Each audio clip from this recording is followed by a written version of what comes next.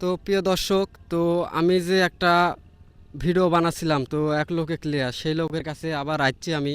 তো আজ কি বিশেষজ্ঞ যে কি শোনায় তো তার কাছ থেকে আমি শুনবো।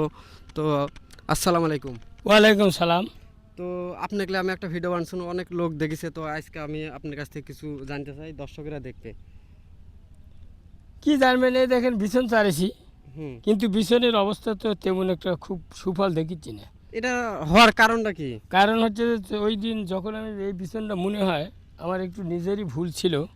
কারণ বিছনে যখন আমি চারাটা চারি হুম। তখন বিছনটা কাদা কম ছিল, হুম। আর এই বিছনটা যা বোঝা যাচ্ছে কাদা মাটিতে বেশি হবে।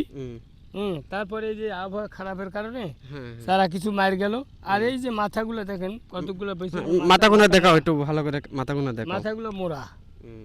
বিছনটা কিন্তু এবার বাল্য কম। বাল্য বিছনটা চারা আমার মোটামুটি 28, 26, 27 দিন হচ্ছে। প্রতি বছর তো মনে ধরেন 28 দিন এক মাসে হয়ে যাচ্ছিল, তো বিছানা হ্যাঁ অনেক বড় হ্যাঁ বড় হয়ে হ্যাঁ, যাচ্ছিল, আধ হাত করে এই হয়ে বছর যাচ্ছিল। আবহাওয়া একটু খারাপের কারণে বিছনটার এই গতি হয়ে গেছে। প্রত্যেকটা ক্ষেত্রে দেখেন তো আপনার আশা ছিল এই থাইলের বিছন দিয়ে কতখানি লাগানো? আমি মোটামুটি বিঘা চারেক জমি লাগাতে তো চাচ্ছিলাম। এখন যে বিছনের যে কন্ডিশন দেখিচ্ছি, তো বিঘা চারেক তো হবে না। না, এবার একটু কম হবে, ওই আড়াই বিঘা, আড়াই বিঘার মতো হ্যাঁ, idea এরকম করছি। একটা আইডিয়া এবারে করছি। যদি আড়াই বিঘার মতো হয় হুম। তাহলে আমার একটু সম্মান বাঁচবে।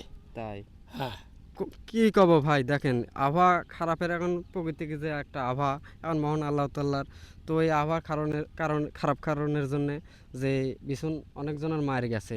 তো আশা করি যারা বিছুন বেশি চারছেন তো একটু যোগাযোগ করবেন। অনেক মানুষ বিছুন চারছিল, চাইতে পারেনি এই আবহাওয়া কারণের জন্য, যে নমলা যে শস্যের ভিত আবাদ করবি, তো অনেক বিছুন মার গেছে। তো আপনারা যারা বেশি বিছুন চারছেন তো একটু যোগাযোগ করবেন, আপনাদের কাছ থেকে ঠিক দাম দিয়ে, ন্যায্য দাম দিয়ে বিছন নিব।